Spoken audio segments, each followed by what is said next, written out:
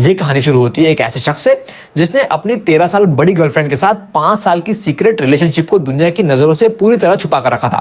Lantern festival की तैयारियों के बीच दोनों ने सोचा था कि अब वक्त आ गया है अपने परिवारों को इस रिश्ते के बारे में बता दें। लेकिन तभी वो 13 साल बड़ी औरत सु वान निंग झुककर उसके कान में आई और आधे मजाक आधे गंभीर लहजे में बोली, मैंने तेरे साथ काफी एंजॉय कर लिया, अब अगर तू किसी और से शादी कर ले तो कैसा रहेगा। उसे लगा था कि ये सुनकर वो बच्चों की तरह सीन क्रिएट करेगा, नाटक करेगा, मना करेगा, मगर जो हुआ वो किसी ने नहीं सोचा था। उसने बिल्कुल शांत दिमाग से बिना किसी हिचकिचाहट के सिर हिलाकर कहा, ठीक है। इतना कहने के बाद उसने रेड वाइन की एक बोतल खोली और जश्न मनाने लगा कि आखिरकार वो उस चिपकू इंसान यानी उससे पीछा छुड़ा रही है। ये सुनने में भले ही ठंडे दिल का रिएक्शन लगे, लेकिन इसके पीछे एक बहुत बड़ी वजह थी। दरअसल अपनी पिछली जिंदगी में उसने अपने परिवार को मनाकर पूरी दुनिया से लड़कर सु वान निंग से शादी कर ली थी। लेकिन शादी के बाद वान निंग ने उससे ऐसा ठंडा बर्ताव किया कि पूछो मत। हर रात वो उससे दूर भागती थी, उसके प्यार को ठुकरा देती थी। यहां तक कि जब वो एक कार एक्सीडेंट में बुरी तरह घायल हो गया और सड़क पर खून से लथपथ पड़ा था, तब भी वान निंग ने उसे ऐसे छोड़ दिया जैसे कोई अजनबी हो। मरते वक्त तक उसे सच्चाई का पता नहीं चला।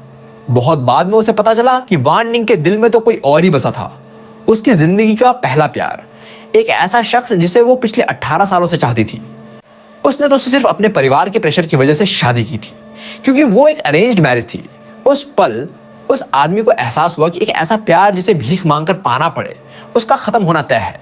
तो इस बार जब जिंदगी ने उसे दोबारा मौका दिया, तो उसने फैसला कर लिया कि वो वान निंग को उसकी किस्मत पर छोड़ देगा और उसे उसकी अपनी कहानी जीने की आजादी देगा। उस पल उसने सु वान निंग की तरफ देखा और एक बड़ी सी स्माइल देते हुए कहा, मैं भी बोर हो गया था, चलो ब्रेकअप करते हैं। यह सुनकर सु वान निंग बुरी तरह चौंक गई। वो पूरी तरह से सन्न रह गई। उसे लगा जैसे उसने कुछ गलत सुन लिया है। उसने तुरंत पूछा, जो मैंने अभी कहा वो तुझे समझ आया? लेकिन उस आदमी के चेहरे पर तब भी वही शांत और सुकून भरी स्माइल बनी हुई थी। उसने कहा, बिल्कुल, तुमने ही तो कहा था कि मैं किसी और को ढूंढ लूं। पिछली जिंदगी में अगर सु वान निंग ऐसा कुछ भी बोलती जो उसे पसंद न हो, तो वो एक छोटे से चिपकू पिल्ले की तरह बिहेव करता। वो उसका हाथ पकड़कर जोर जोर से हिलाता और तब तक नखरे करता जब तक वो माफी न मांग ले। लेकिन इस बार उसने न सिर्फ उसे जाने देने का फैसला किया, बल्कि साथ ही साथ खुद को भी जहरीले रिश्ते से आजाद करने का मन बना लिया। सु वान निंग ने गुस्से में अपने आईब्रोज सिकोड़ लिए, लेकिन इससे पहले कि वो कुछ बोल पाती, बगल वाले टेबल से जोरदार आवाज आई, किसी गिलास टूटने की आवाज। उसी वक्त एक परछाई रोती हुई तेजी से दरवाजे से बाहर भाग गई। इस शोर से बाकी टेबल पर बैठे लोग भी मुड़कर देखने लगे। उसकी बहन गु किंग ने हल्के से सु वान निंग की बाह पर थप्पी मारते हुए कहा, वो जो गिलास फेंक कर गया, कहीं वो तेरा एक्स तो नहीं है? और तूने आज उसे बुलाया क्यों? त्योहार के दिन चीजें तोड़ना बिल्कुल भी अच्छा नहीं है। कहीं ये तुम्हारी वजह से तो नहीं? सु वान निंग की खूबसूरत भौहें फिर से सिकुड़ गईं। वो अपनी जगह से उठी और बड़े बड़े कदमों से चलती हुई बाहर एग्जिट की तरफ बढ़ गई। बाहर रोने की आवाज जल्दी शांत हो गई और किसी कपल की धीमी धीमी कानाफूसी शुरू हो गई। इधर खाना आना शुरू हो गया। वो बेपरवाही से अपनी प्लेट में जो आया बस खाता चला गया। ये देखकर उसकी बहन को थोड़ी हैरानी हुई, क्योंकि पहले हर बार जब भी कोई नई डिश आती तो वो सबसे पहले वान निंग का ख्याल रखता और उसकी छोटी सी प्लेट में सर्व करके रखता। ये उसकी आदत थी जब से वो उसे जानता था। और ये आदत इसलिए भी थी क्योंकि वान निंग को अक्सर काम के बहुत सारे कॉल आते थे और उसे बीच खाने में ही उठकर जवाब देने पड़ते थे। जब भी उसकी बहन उसे वान निंग का इतना ध्यान रखते देखती तो जल जाती और कहती, वाह, अपनी तो सर्विस शुरू, अपनी सगी बहन की तो तू कभी इतनी परवाह नहीं करता। फिर एक दिन उसे समझ आया और उसने पूछा, कहीं तू सु वान निंग से प्यार तो नहीं करने लगा? कई बार वो अपनी फीलिंग्स कबूल करने ही वाला होता था, लेकिन हर बार वान निंग बड़ी चालाकी से बीच में दूरी बना देती। वो एक बड़ी बहन की तरह उसके सिर पर प्यार से हाथ फेरती और मुस्कुराकर सबको बता देती, ये तो मेरा छोटा भाई है।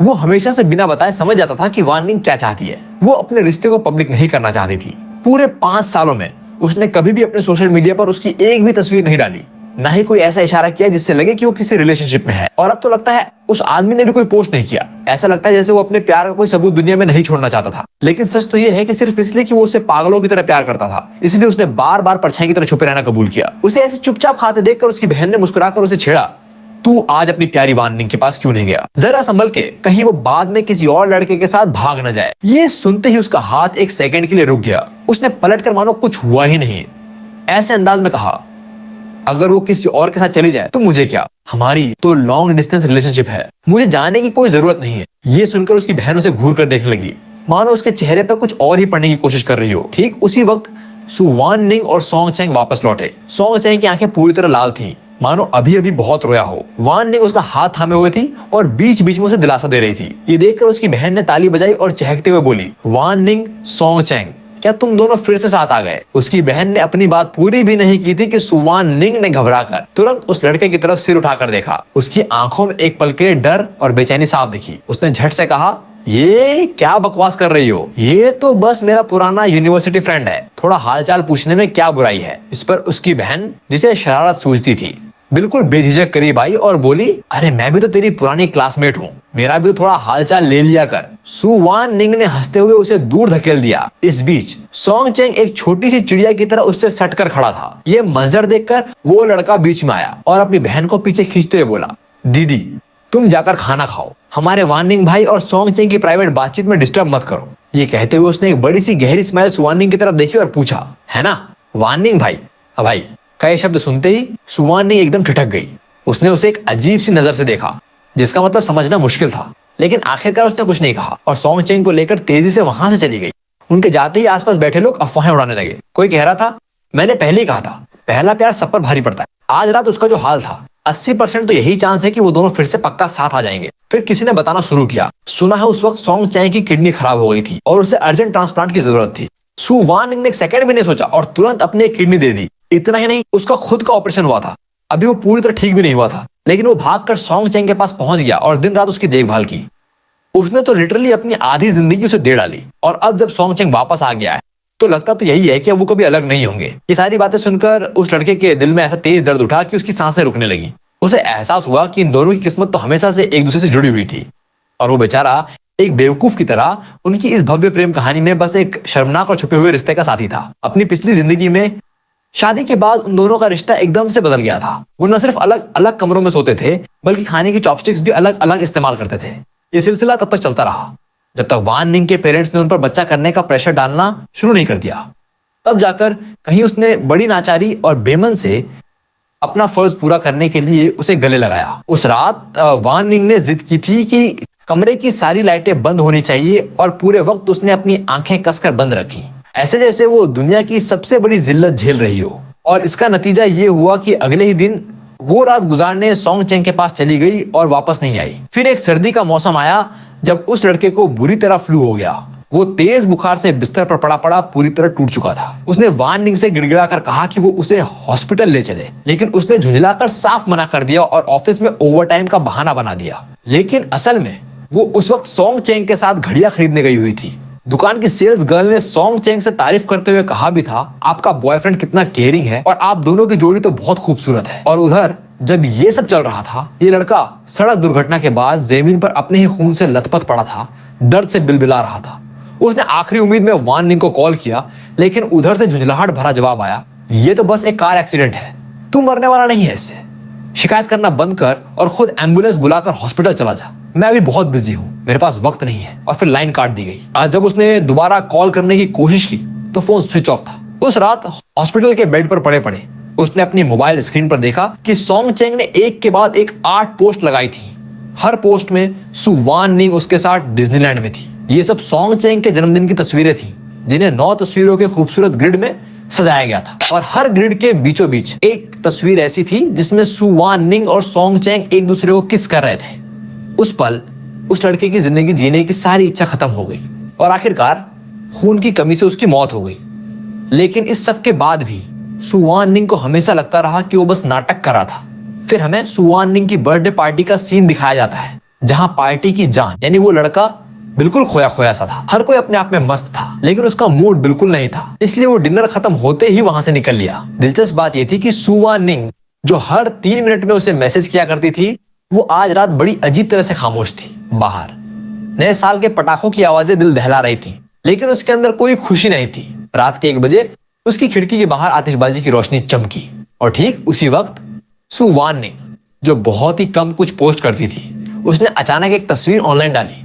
तस्वीर में सोंग चेंग उसके कंधे पर सिर रखे सो रहा था और कैप्शन था बस एक शब्द। वो पोस्ट डाले हुए मुश्किल से 1 मिनट ही हुआ होगा कि लोगों के बधाई देने वाले कमेंट्स की झड़ी लग गई। कोई लिख रहा था लॉन्ग लिव, कोई शादी मुबारक, तो कोई हमेशा खुश रहो। बेशुमार मैसेज थे। उसने मशीन की तरह बिना सोचे समझे जाकर एक लाइक कर दी, लेकिन जब उसने पन्ना रिफ्रेश किया तो वो पोस्ट गायब थी और ठीक अगले ही पल सोंग चेंग का मैसेज आया। उसने लिखा, वान निंग मुझे घर छोड़ने आया था और मैं अनजाने में ही उसके कंधे पर सो गया। बहुत रात हो गई है और मुझे अकेले जाने का मन नहीं है, इसलिए मैंने उसे कहा कि रात मेरे साथ ही बिता ले। आशा करता हूं तुझे कोई दिक्कत तो नहीं। उसने बस रुखाई से एक करके जवाब दे दिया। आखिर अब उसकी सोच थी कि सुवान निंग जिसके साथ रहना चाहे, जो करना चाहे करे, उसे अब कोई फर्क नहीं पड़ता। वो सोने ही वाला था कि सुवान निंग ने भी मैसेज कर दिया। मैसेज में लिखा था, सॉन्ग चेंग अभी अभी विदेश से लौटा है और उसके पास नए साल के कपड़े खरीदने का टाइम नहीं था। तेरे पास तो नए कपड़े हैं ना, क्या तू कल के लिए अपने कपड़े उसे उधार दे सकता है? दुकानें बंद हैं और वो शॉपिंग नहीं कर पाया। ये पढ़ते ही उसका पहले से खराब मूड एकदम से एक नई गहराई पर गिर गया। उसके दिमाग में आया कि पिछले जन्म में वो कितना अंधा था जो ऐसे इंसान पर फिदा हो गया। उसके अपने नए कपड़े जो उसने खुद भी अभी तक नहीं पहने थे, वो भी उसे अपने नए आशिक को देने को कह रही थी।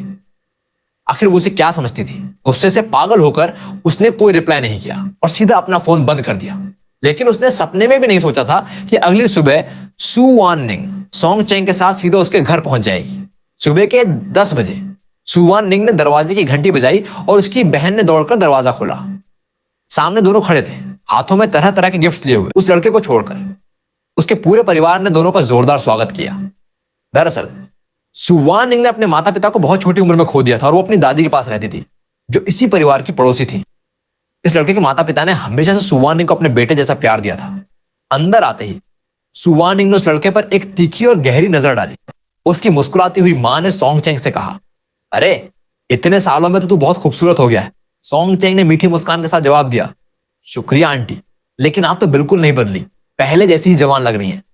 सॉन्ग चेंग को बातें बनाने की कला खूब आती थी और कुछ ही पलों में उसने लड़के के माता पिता को अपना फैन बना लिया। तभी उसकी मां ने चिल्लाकर अंदर बुलाया, गुयू तू अपने कमरे में क्या कर रहा है? जल्दी से बाहर आकर इनका स्वागत कर। और वान निंग और सॉन्ग चेंग बड़े शांत भाव से बैठे चाय पीते रहे। कुछ देर बाद लड़का बाथरूम में था। तभी सु वान निंग ने उसे बहुत अजीब किस्म की नजर से देखा और वही मैसेज भेज दिया। मैसेज था, तू आज नाराज क्यों है? उसने मैसेज तो पढ़ लिया लेकिन जवाब नहीं दिया। दोपहर के खाने के वक्त बैठने के स्थान को लेकर उनके बीच एक छोटी सी खटपट हो गई। वो अपनी रोज की जगह पर जाकर बैठ गया, लेकिन तभी सु वान निंग बिना कुछ बोले चुपचाप आकर उसके ठीक बगल में बैठ गई और वो जगह उसकी बहन की थी। उसकी बहन ने देखा कि उसकी सीट ले ली गई है और सॉन्ग चेंग के पास वाली सीट खाली है, तो वो मजाक करते हुए वान निंग को खींचने लगी और बोली, अरे तू मेरी जगह क्यों बैठ गई? जा न, जल्दी से अपने बॉयफ्रेंड के पास जाकर बैठ। इस छोटी सी खींचतान के बाद आखिरकार सु वान निंग को उठकर उसके सामने वाली सीट पर बैठना पड़ा। बैठने के बाद वो लगातार उस लड़के को एक तेज नजर से देख रही थी, लेकिन उसने नजरें फेर ली और चुपचाप खाने लगा। खाने के बीच में वान निंग फोन उठाने के लिए उठ गई। उसने अपने सामने रखी खाली छोटी प्लेट की तरफ देखा। उसने एक निवाला निगला और फैसला कर लिया कि वो उसे नजरअंदाज करेगा। जब वान निंग वापस आई तो उसने जानबूझकर अपनी प्लेट और फिर उस लड़के की तरफ देखा। उसकी बहन ने ये सब भांप लिया और तुरंत सफाई देने के अंदाज में बोली, अरे अपने ही घर में है, कोई तेरा खाना नहीं छीनेगा, गुयू को इतना बेचैन मत करो। फिर हमें दिखाया जाता है कि उसकी माँ ने बारी बारी से सु वान निंग और अपने बेटे की तरफ एक बहुत ही अर्थपूर्ण नजर से देखा और फिर हल्के से पूछ बैठी, गुयू देख, तेरी वान निंग दीदी तो इस साल अपने बॉयफ्रेंड को भी लाई है, तू कब हमें अपनी कोई गर्लफ्रेंड दिखाने वाला है? इस सवाल पर सु वान निंग कुछ बोलने के लिए अपना मुंह खोला ही था कि उस लड़के ने उससे पहले ही जवाब दे दिया। वो बोला, पापा, मम्मी, दीदी, अगर आपके पास लड़कियां हैं तो मुझे बिल्कुल बताइए, मैं तैयार हूं। आमतौर पर जब भी इस तरह की बात होती तो वो हमेशा साफ इनकार कर देता था। इस बार उसका मन बदला देखकर उसकी बहन तो भावुक होकर रोने ही लगी और बोली, छोटू आखिरकार तू समझ गया, बस तू राजी हो जा, तेरी बड़ी बहन आज खाने के बाद ही तेरे लिए ढेर सारी खूबसूरत लड़कियां लेकर आती है, तू बस देखते जा। लड़का हंसते हुए सहमति में ठीक है बोला। सब लोग हंसी मजाक और बातचीत में मशगूल थे कि सु वान निंग ने अचानक सबको बीच में ही रोक दिया और कहा, आंटी मजाक मत कीजिए, सॉन्ग चेंग तो बस मेरा पुराना कॉलेज फ्रेंड है। ये सुनकर उसकी माँ एक पल के लिए सकपका गई और सॉन्ग चेंग की हंसी गायब हो गई। लेकिन उसकी बहन जो हमेशा से आग लगाने का काम करती थी, उसने तुरंत ताना मारा, अच्छा तो तू अभी भी सिंगल है, तो फिर तू मेरे छोटे भाई के साथ घूम क्यों नहीं जाती? ये शब्द सुनते ही उस लड़के का दिल जो पहले से ही बेताब था बुरी तरह धड़कने लगा। लेकिन सु वान निंग ने तुरंत उसकी बहन को धक्का देते हुए कहा, बकवास मत कर, गुयू तो मेरा छोटा भाई है। यह सुनकर लड़के ने गहरी सांस ली और अपनी पूरी ताकत झोंक कर एक नकली स्वाभाविक सी मुस्कान बनाने की कोशिश करते हुए कहा, हाँ ना दीदी, कुछ भी मत बोलो, सु वान निंग तो मेरी बड़ी बहन जैसी है। खाना खत्म होने के बाद सु वान निंग सॉन्ग चेंग के साथ चली गई और उसके बाद अगले कुछ दिनों में उन दोनों के बीच बिल्कुल कोई संपर्क नहीं हुआ। वो लड़का अपनी जिंदगी ऐसे जीने लगा जैसे कुछ हुआ ही नहीं। खाना पीना, मौज मस्ती और पुराने दोस्तों की पार्टियों में बढ़ चढ़कर हिस्सा लेने लगा। फिर नए साल के 5वें दिन की रात आई। उसकी बहन की पुराने क्लासमेट्स के साथ एक पार्टी थी और उसे देख करके वो खाली बैठा है, उसने जबरदस्ती उसे भी घसीट लिया। वो तो पहले से ही बिस्तर पर लेटा हुआ था और उसने कसम खा ली थी कि किसी भी कीमत पर नहीं जाएगा। लेकिन बहन ने इमोशनल करते हुए कहा, आज की रात तेरी बड़ी बहन की जिंदगी की सबसे अहम रात है और तू एक छोटे भाई के नाते हमारा साथ देने से पीछे नहीं हट सकता। पार्टी की जगह पर पहुंचने के बाद ही उसे असलियत का पता चला। उसे बताया गया कि सोंग चेंग आज की रात का फायदा उठाकर सबके सामने सू वान निंग को प्रपोज करने और उनके रिश्ते को फिर से जोड़ने की प्लानिंग कर रहा है।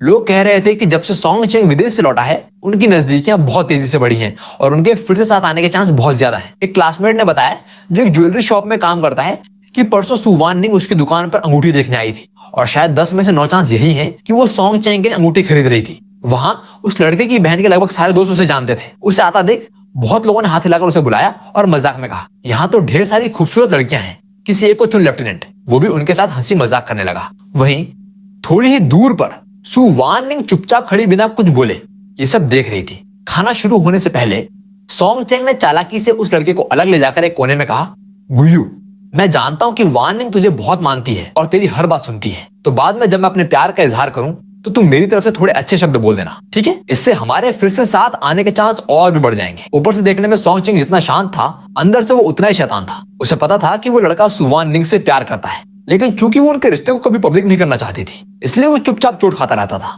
सोंग चेंग बस उसकी इसी कमजोरी का फायदा उठाकर उसे और तड़पाना चाहता था। लेकिन सोंग चेंग ये नहीं जानता था कि अपनी पिछली जिंदगी में जो कुछ हुआ उसके बाद उस लड़के की फीलिंग्स मर चुकी थी और दफन हो चुकी थी। तो उसने भी सोंग चेंग से भी बड़ी और चमकदार मुस्कान देते हुए कहा, बिल्कुल टेंशन मत लो, मैं तुम्हारी खूब मदद करूंगा। सोंग चेंग बहुत खुश होकर हॉल में वापस चला गया। खाने की टेबल पर बैठने के बाद न जाने सू वान निंग को क्या सूझी, वो उस लड़के को पागलों की तरह खाना सर्व करने लगी, बिल्कुल वैसे ही जैसे वो पहले उसके लिए किया करता था। टारगे उसू जब वेटर चिकन का एक नया बर्तन लेकर आया और सू वान निंग ने एक पीस उठाकर उसकी प्लेट में डालना चाहा, तो उसने हाथ उठाकर उसे रोक दिया और पॉलिटली मुस्कुराते हुए कहा, दीदी, मैं बड़ा हो गया हूँ, खुद खा सकता हूँ, जाओ। सोंग चेंग को तो चिकन का वो पीस हवा में ही लटका रह गया और एक अजीब सी खामोशी छा गई। ये मंजर देखकर सोंग चेंग ने फौरन अपनी प्लेट आगे बढ़ाई। सू वान निंग ने झट से कहा, कौन जाने, शायद हमारे छोटे गुयू को आज यहाँ कोई पसंद आ गया हो, उसकी परवाह छोड़ो। इसके बाद पुराने दोस्त एक एक करके खड़े होकर सोंग चेंग की वापसी की खुशी में टोस्ट करने लगे। सोंग चेंग ने जैसे ही अपना गिलास उठाया, सू वान निंग ने उसके हाथ से वो छीन लिया और बोली, सोंग चेंग को एक बूंद भी नहीं बचती, ये गिलास मैं उसकी तरफ से पीती हूँ। ये कहकर उसने अपना गिलास उठाया और एक ही सांस में सारी शराब नीचे उतार दी। सब लोग तालियां बजाकर उनका हौसला बढ़ाने लगे। सू वान निंग को एक के बाद एक पैक खत्म करते और उसके चेहरे को लाल होते देखकर आखिरकार सोंग चेंग ने उसे रोकने के लिए हाथ बढ़ाया और बोला, वान निंग, मेरे लिए इतना पीने की जरूरत नहीं है, न जाने सच में नशा था या नहीं। लेकिन सू वान निंग ने एकदम प्यार भरी नजरों से सोंग चेंग की तरफ देखा और बोली, कोई बात नहीं, तू तो एक घूंट भी नहीं सह सकता, ये लोग जानबूझकर तुझे चिढ़ा रहे हैं। ये वाक्य सुनते ही पूरे हॉल में सन्नाटा छा गया और फिर एक जबरदस्त हलचल मच गई। उस लड़के को एहसास हो गया कि सू वान निंग की जिंदगी का सबसे अहम पल आ पहुंचा है। सोंग चेंग का चेहरा भावनाओं से तमतमा उठा और वो बोला, वान निंग, इतने साल बीत गए मगर मैं तुझे आज तक नहीं भूल पाया, चल वापस साथ आ जाएं प्लीज। ये सुनकर आसपास के लोग जोर जोर से चिल्लाने लगे, हाँ बोल दे, हाँ बोल दे। सू वान निंग वहीं ठिठक गई, मानो उसे बिल्कुल भी उम्मीद नहीं थी कि बात इस मोड़ पर पहुंच जाएगी। माहौल बिल्कुल परफेक्ट था। हीरो ने बड़ी बहादुरी से अपने प्यार का इजहार कर दिया था।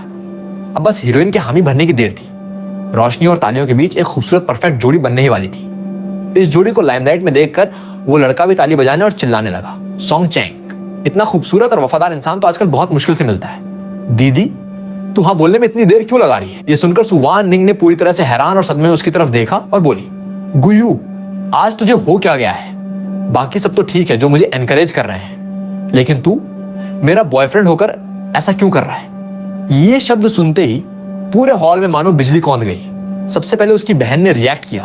उसने बारी बारी से वान निंग और अपने भाई की तरफ हैरत भरी निगाहों से देखते हुए पूछा, गुयू, उसने तुझे क्या बुलाया, बॉयफ्रेंड? तभी वो लड़का हल्के से मुस्कुराया और तुरंत सफाई देते हुए बोला, दीदी, तुमने कभी हमारी वान निंग दीदी को इतना पीते नहीं देखा ना, ये बस मजाक कर रही है और कुछ नहीं। सू वान निंग का चेहरा गुस्से से लाल हो गया। उसने सोंग चेंग को एक तरफ धकेला और सीधे उस लड़के की तरफ बढ़ने लगी। वो एक कदम पीछे हटने ही वाला था, तभी कांच टूटने की आवाज आई। जैसे ही सबने पलट कर देखा, सोंग चेंग की पिंडली पर कांच के टुकड़ों से छोटा सा कट लग गया था और खून बहने लगा था। ये देखते ही सू वान निंग अपना सारा गुस्सा भूलकर तुरंत मुड़ी और दौड़कर सोंग चेंग को उठाने लगी। उसकी चोट देखकर सू वान निंग के चेहरे पर बेहद चिंता और परेशानी साफ झलकने लगी। सोंग चेंग ने सबसे पहले उस लड़के को एक काली और नफरत भरी नजर से देखा और फिर तुरंत अपना रूप बदलकर बेचारे की तरह सु वान निंग से बोला, वान निंग, इतने सारे लोग हमें देख रहे हैं, मुझे छोड़ दो, वरना लोग हमारे रिश्ते को गलत समझेंगे। और देखो ना, लगता है हमारा छोटा गुयू आज किसी बात से परेशान है, तुम उसके पास नहीं जाओगी। उसकी आवाज न ज्यादा ऊंची थी न बहुत धीमी, बस इतनी थी कि वो लड़का सुन सके। वो जानबूझकर ऐसा बोला था ताकि सु वान निंग सबके सामने उनके रिश्ते को साफ कर दे। लेकिन उम्मीद के उलट सु वान निंग का चेहरा बिल्कुल सख्त रहा और उसने कुछ नहीं कहा। उसने बस उस लड़के पर एक छोटी सी नजर डाली और फिर सोंग चेंग से बोली, उसकी चिंता छोड़ो, पहले मैं तुम्हें अस्पताल ले जाती हूँ। ये कहकर उसने सोंग चेंग को सहारा देकर प्राइवेट रूम से बाहर निकाल दिया। जैसे ही वो दोनों गए, उसकी बहन गपशप करने के अंदाज में पास आई और बोली, ये लड़की सु वान निंग तो कभी नशे में नहीं होती, सच सच बता, तुम दोनों के बीच असल में चल क्या रहा है? लड़के ने सिर हिलाकर साफ इनकार करते हुए कहा, कुछ नहीं चल रहा हो सकता है सोंग चेंग ने ये सब थोड़ा सा ऐसा कर दिया और वो समझ नहीं पाई कि कैसे रिएक्ट करे। बहन और ज्यादा जानना चाहती थी, लेकिन उसने हाथ के इशारे से मना कर दिया। डिनर खत्म होते ही उसने कोई बहाना बनाकर पार्टी छोड़ दी। वो अकेला सड़क पर चल रहा था। चारों तरफ, हर तरफ सिर्फ कपल्स और दोस्तों के झुंड थे। सबके चेहरों पर बड़ी बड़ी मुस्कान थी और सब सड़क किनारे इकट्ठे होकर आतिशबाजी कर रहे थे। जैसे ही वो अपने अपार्टमेंट के पास पहुंचा, उसने वान निंग को देखा। उसने जल्दी से अंदर घुसने के लिए अपने कदम तेज कर लिए, लेकिन तभी उसने उसका रास्ता रोक लिया। उसने कोशिश की कि वो उससे बचकर निकल जाए, लेकिन वान निंग ने उसे जबरदस्ती खींचकर अपनी बाहों में कस लिया। अगर उसने अपनी पिछली जिंदगी के दर्द को न झेला होता तो शायद इस गर्मजोशी भरे जादू को संभाल कर रखता, लेकिन इस पुनर्जन्म में उसने बर्फीलेपन से उसे दूर धकेल दिया और कहा, दीदी, ये मेरे घर के नीचे है, अगर मम्मी पापा ने देख लिया तो गलत सोचेंगे। ये सुनकर सु वान निंग एकदम से ठिठक गई। उसका हाथ उसकी तरफ बढ़ा हुआ था, लेकिन फिर उसने चुपचाप वापस खींच लिया। वो बोली, आज तुझे हो क्या गया है? तू भी उन सबके साथ मिलकर मुझे एनकरेज क्यों कर रहा था? वो बेपरवाही से अपने कंधे उचकाते हुए बोला, क्या मैंने कुछ गलत किया? सोंग चेंग तुझे कभी नहीं भूला और तूने उसके लिए अपनी जान तक दे दी थी। मुझे लगता है तुम दोनों एक दूसरे के लिए ही बने हो, और अगर तुम फिर से साथ आ जाओ तो ये बिल्कुल नॉर्मल है। वो तो बस सच बोल रहा था, लेकिन सु वान निंग ने इसे कुछ और ही समझ लिया। उसके चेहरे पर एक दुर्लभ सी मुस्कान आ गई और वो बोली, अच्छा तो तू क्या समझता है खुद को? किसने कहा था कि अगर मैं किसी दूसरे आदमी के करीब गया तो कोई जल जाएगा? इस बार उस लड़के ने बीच में ही हाथ उठाकर अचानक उसे रोका और साफ लफ्जों में कहा, सु वान निंग, हमारा ब्रेकअप हो गया है। सु वान निंग वही पत्थर की तरह जड़ होकर रह गई। जब उसे एहसास हुआ कि वो मजाक नहीं कर रहा तो उसके अंदर एक जबरदस्त घबराहट दौड़ गई। वो तुरंत बोली, किसने कहा कि हमारा ब्रेकअप हो गया? मैं इसकी इजाजत नहीं देती। इससे पहले कि वो लड़का कुछ जवाब देता, पीछे से उसकी बहन की बेफिक्र आवाज गूंजी।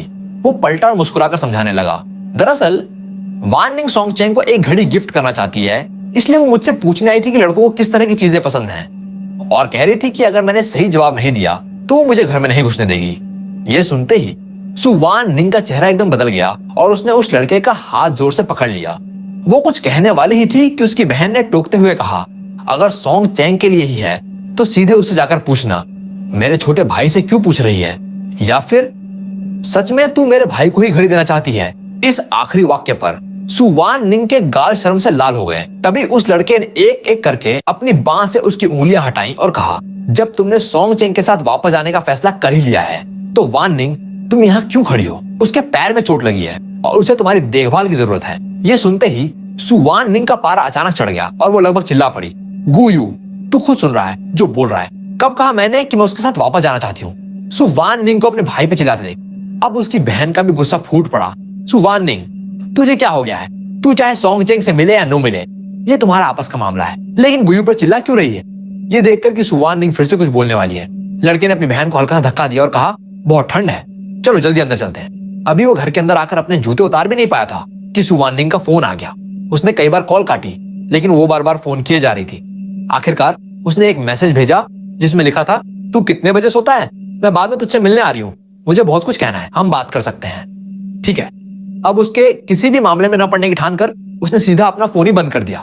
नहाने के बाद जैसे ही वो सोने के लिए लाइट बंद करने वाला था, बहन ने दरवाजे पर दस्तक दी और आवाज लगाई, गुयू, तुझसे मिलने कोई आया है, जल्दी से बाहर आ।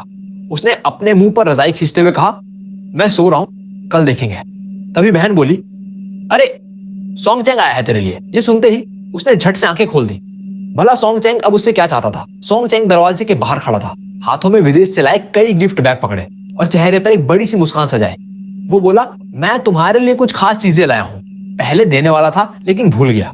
लड़के ने बिना किसी लाग लपेट के सीधा मुद्दे पर आते हुए पूछा, तुम मुझसे मिलने किसी और काम से आए हो, है ना? सोंग चेंग ने अपना नाटक वहीं छोड़ दिया और बेधड़क होकर एक कुर्सी पर बैठ गया और बोला, गुयू, मैं तो सीधा सीधा ही कहूंगा, मुझे पता है कि जब मैं विदेश में था तो वान निंग और तुम बहुत करीब हो गए थे, लेकिन अब मैं वापस आ गया हूँ और मैं पक्का इरादा कर चुका हूँ कि मैं उससे शादी करूंगा और परिवार बसाऊंगा। इसलिए बेहतर होगा कि तुम अपनी दूरी बनाए रखोगे। लड़के के दिमाग में एक सवालिया निशान उभरा और उसने जवाब दिया, शायद तुम गलत समझ रहे हो। वार्निंग और मैं तो बस भाई बहन की तरह हैं। तुम्हारा काम हो गया तो अब मैं सोना चाहता हूँ, कृपया जाओ। सॉन्ग चैंग ने उसे गुस्से से घूर कर देखा और कहा, अगर तू नहीं होता तो आज रात सुवानिंग और मेरा फिर से साथ हो जाता। तेरा क्या गेम है? क्या तू नहीं देख सकता कि सुवानिंग की फीलिंग्स क्या हैं? उसने सिर हिलाकर बेहद गंभीरता से कहा, वार्निंग और हम हमेशा से भाई और बहन की तरह रहे हैं, अभी भी वैसे ही हैं और आगे भी ये रिश्ता कभी नहीं बदलेगा। अगर तुम्हें वार्निंग से प्यार है तो मुझ जैसे किसी बाहरी इंसान पे अपना वक्त बर्बाद करने की बजाय जाकर हिम्मत से उसे जीत लो। ये सुनकर सॉन्ग चैंग का मुंह बंद हो गया और वो काफी देर तक कुछ नहीं बोल पाया। आखिरकार वो चुपचाप कुछ गिफ्ट बैग छोड़कर बिना कुछ कहे चला गया। और सॉन्ग चैंग के जाने के बाद उसे सुकून मिलने की बजाय और भी ज्यादा घुटन महसूस हुई। उसे अपनी पिछली जिंदगी की याद आ गई, जब ठीक ऐसे ही उसने और सुवान निंग ने अपनी शादी का ऐलान किया था और सॉन्ग चैंग उससे अकेले में मिलने आया था। उस वक्त उसे लगा था कि वो लड़ने आया है, लेकिन वो बहुत शांत था। उसने अपना फोन निकाला और पहली बार मिलने से लेकर आज तक की सुवान निंग के साथ हुई सारी चैट्स पेज दर पेज उसे दिखाने लगा। शुरुआती दौर की औपचारिक बातचीत से लेकर जब वो दोस्त बने, फिर एक दूसरे से सीखने का माहौल और फिर धीरे धीरे बढ़ती नजदीकियां, उनकी पहली डेट, पहला इजहार और फिर आखिरकार वो पल जब वो एक कपल बने। इतना ही नहीं, ब्रेकअप के बाद भी जितने भी साल सॉन्ग चैंग विदेश में रहा, उनके बीच एक ऐसा संपर्क बना रहा जो दिखने में दोस्ताना लगता था, लेकिन असल में बहुत गहरा और अस्पष्ट था। उस लड़के की आंखों की चमक धीरे धीरे बुझती देख सॉन्ग चैंग के चेहरे पर एक घमंड भरी मुस्कान तैर गई। उसने कहा था, देख लिया ना, वान निंग जिसे सच में प्यार करती है वो मैं हूँ। और सुन, तुम चाहे शादी कर लो, लेकिन उसका दिल कभी तुम्हारा नहीं होगा। वो तुमसे प्यार से नहीं बल्कि अपनी जिम्मेदारी समझकर शादी करेगी। लेकिन उस वक्त उसने ये मानने से साफ इनकार कर दिया था। उसे लगता था कि ये सूखे सूखे चैट के स्क्रीनशॉट उसकी रोजमर्रा की जिंदगी की जगह कभी नहीं ले सकते। लेकिन उसे क्या पता था कि सॉन्ग चैंग के ये शब्द बिल्कुल भविष्यवाणी की तरह सच साबित होंगे। उस रात उसकी नींद बहुत बेचैन भरी रही। सुबह होने तक भी उसकी आंखों से नींद गायब थी। तभी उसकी बहन ने दरवाजे पर दस्तक दी और पूछा, गुयू, तूने उस दिन कहा था ना कि तुझे किसी से मिलना है। मेरी एक दोस्त है जो आज ही विदेश से लौटी है। वो डॉक्टर है और उसकी स्पेशलाइजेशन भी तुम्हारी तरह ही है। तो क्या कहता है, मिलेगा? ये सुनते ही उसके अंदर एक नई ऊर्जा दौड़ गई। उसने सोचा, हाँ, अब वक्त आ गया है कि पन्ना पलटा जाए और आगे बढ़ा जाए। और इस वक्त अपना ध्यान भटकाने का सबसे अच्छा तरीका नए लोगों से मिलना ही था। उसे नहा धोकर इतना उत्साह से तैयार होते देख उसकी माँ ने भी हैरानी जताई और कहा कि वो सच में बड़ा हो गया है। उसने खुद पर तंज कसते हुए हंसकर कहा, यह सब सुवान निंग का कमाल है। उसकी बहन की दोस्त लिन जू यान बहुत सीधे तरीके की निकली। मुलाकात का समय तय करने के बाद उसने खुद पहल करके उसकी बहन से उसका नंबर मांग लिया। लड़के ने बहन से कहकर अपनी पूरी प्रोफाइल भिजवा दी। उसे कांटेक्ट में जोड़ने के बाद उसने देखा कि उसकी प्रोफाइल पिक्चर एक ब्रिटिश शॉर्ट हेयर बिल्ली की थी। उसे एक पल के लिए एक अनजानी सी जानी पहचानी फीलिंग हुई, क्योंकि उसकी खुद की प्रोफाइल पिक एक काली बिल्ली की थी। लिन जू यान ने उसे मैसेज करके कहा कि वो कल अपने घर के पास एक रेस्टोरेंट में मिलेंगे। जब वो मिले तब उसने हैरानी और खुशी से पूछा, तुम्हें कैसे पता कि मुझे यहाँ का खाना पसंद है और मैं हमेशा इसी रेस्टोरेंट में आता हूँ? उसने जवाब दिया, मैंने तुम्हारी बहन से पूछ लिया था।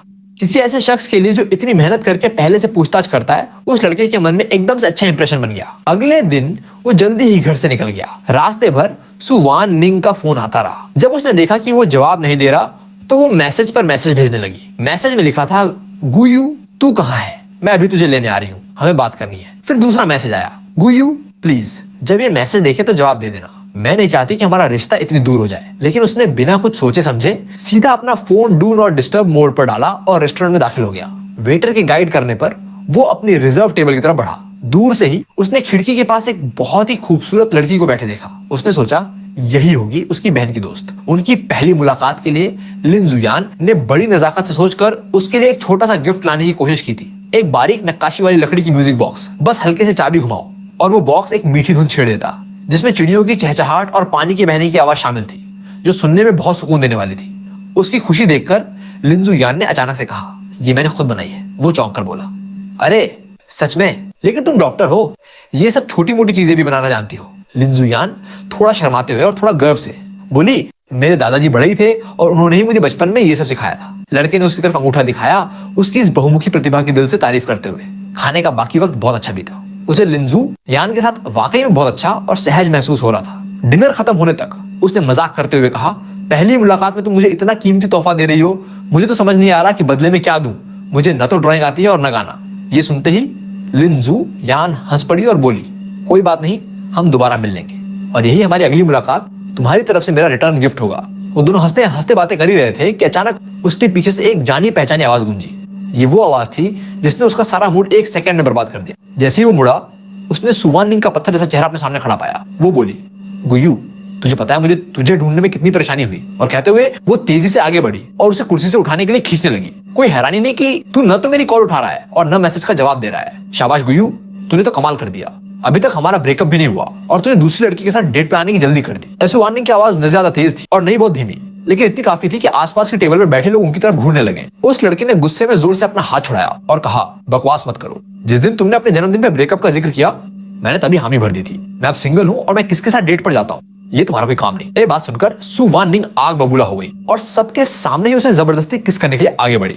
लेकिन सौभाग्य से उसी नाजुक पल पर पतली उंगलियों वाला एक हाथ उन दोनों के बीच आ गया। लिन जू यान ने बिना किसी मेहनत के सुवान निंग को पीछे धकेल दिया और खुद लड़के के सामने खड़ी होकर ढाल बन गई और बोली, मिस, अगर आप ऐसा करती रही तो मैं पुलिस को फोन कर दूंगी और यौन उत्पीड़न की शिकायत करूंगी। सुवान निंग तुरंत भड़क गई और बोली, तू कौन है? मैं अपने बॉयफ्रेंड से बात कर रही हूँ, चल हट। इतना कहकर सुवान निंग ने गुस्से में लिन जू यान के कॉलर को पकड़ लिया और उसे एक तरफ फेंकने की कोशिश करने लगी, लेकिन उसका कद उतना नहीं था।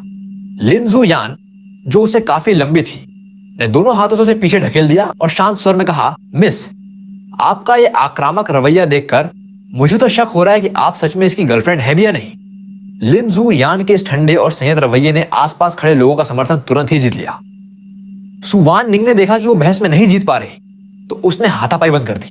लेकिन जैसे ही लिन जू यान ने सुरक्षा का भाव छोड़ते हुए उस लड़के की तरफ देखा, सुवान निंग ने अचानक से झपट्टा मारा और दोनों नीचे जमीन पर गिरकर लड़ने लगे। उस लड़के के चेहरे पर कोई भाव नहीं था। उसने बिना एक पल गंवाए पुलिस को फोन लगाया और फिर सोंग चेंग का नंबर मिलाकर उसे अपनी गर्लफ्रेंड को संभालने के लिए कहा। लेकिन उसकी हैरानी की हद तब पार हो गई जब सोंग चेंग ने भी उतनी ही बर्फीली आवाज में जवाब दिया, आगे से सुवान निंग से जुड़ी किसी भी बात के लिए मुझे कभी फोन मत करना, मैं उसके साथ कभी वापस नहीं आऊंगा। इससे पहले कि वो कुछ और पूछ पाता, सोंग चेंग ने फोन काट दिया। वो अपना फोन घूरता रह गया, पूरी तरह से हैरान परेशान। उसे कुछ भी समझ नहीं आ रहा था कि आखिर हो क्या रहा है। पुलिस स्टेशन पहुंचने पर अधिकारियों ने उन दोनों को खूब डांट लगाई और समझाइश देकर जल्दी ही छोड़ दिया। पुलिस स्टेशन से बाहर निकलते ही सुवान निंग ने फिर से एक अनकंट्रोल उत्साह के साथ उस लड़के की तरफ देखा। उसने गहरी सांस ली और पूरी तरह से हार मानते हुए कहा, सुवान निंग, प्लीज मेरा पीछा करना बंद करो। उसके इतना बोलते ही सुवान निंग ने बिना देर किए खुद को समझाने की कोशिश में कहना शुरू किया, उस दिन मैंने बहुत ज्यादा पी ली थी, ये बस एक गलत मजाक था, प्लीज इसे दिल पर मत लो। मैंने कभी भी सोंग चेंग के साथ वापस जाने के बारे में नहीं सोचा, मैं तो बस तुमसे प्यार करती हूँ। उसने तुरंत ताना मारते हुए कहा, तुम कहती रहती हो कि मुझसे प्यार करती हो, लेकिन फिर पूरे 5 सालों तक मुझे एक सीक्रेट रिलेशनशिप में क्यों रखा, ऐसे जैसे मैं कोई शर्मिंदगी का कारण हूँ। सुवान निंग, तुम जिससे प्यार करती हो वो मैं नहीं बल्कि तुम खुद हो। इतना कहने के बाद उसने पैर पटके और वहां से चल दिया। सुवान निंग उसका पीछा करने के लिए आगे बढ़ी, लेकिन पास ही खड़ी लिन जू यान ने उसका रास्ता रोक लिया। बेबस और बिना किसी विकल्प के सुवान निंग बस वहीं खड़ी उन दोनों को जाते हुए देखती रही। लेकिन उस लड़के ने कभी नहीं सोचा था कि इसके ठीक बाद सुवान निंग दुनिया के सामने उनके रिश्ते का ढिंढोरा पीट देगी। एक सुबह बहुत जल्दी, जब वो अभी तक गहरी नींद में था, उसकी बहन ने उसके कमरे के दरवाजे पर जोर जोर से पीटना शुरू कर दिया। जब उसने नींद भरी आंखें खोली तो उसने दरवाजे पर सुवान निंग और अपनी बहन दोनों को खड़ा पाया। उसकी पहली प्रतिक्रिया थी दरवाजा बंद करने की, लेकिन बहन ने उसे ऐसा करने से रोक दिया और कहा, गुयू, सुवान निंग ने मुझे सब कुछ बता दिया, क्या तुझे कुछ नहीं कहना? वो बुड़बुड़ाया, मुझे कुछ नहीं कहना, वो और मैं हम बस एक दूसरे के मुंह बोले भाई बहन है, एन ने जिद करते हुए कहा। लेकिन उसने तो कहा कि तुम दोनों पिछले 5 सालों से एक कपल हो, ये सब क्या बकवास है। ये सुनते ही वो जोर से हंस पड़ा और बोला, हम दोनों साथ हैं 5 साल से, मुझे बता दीदी, क्या तुम्हारे पास कोई सबूत है? सुवान निंग ने अपना मुंह खोला, लेकिन कोई आवाज नहीं निकली। 5 साल के इस लंबे रिश्ते में उसने कभी भी सोशल मीडिया पर उसके बारे में एक शब्द तक पोस्ट नहीं किया था।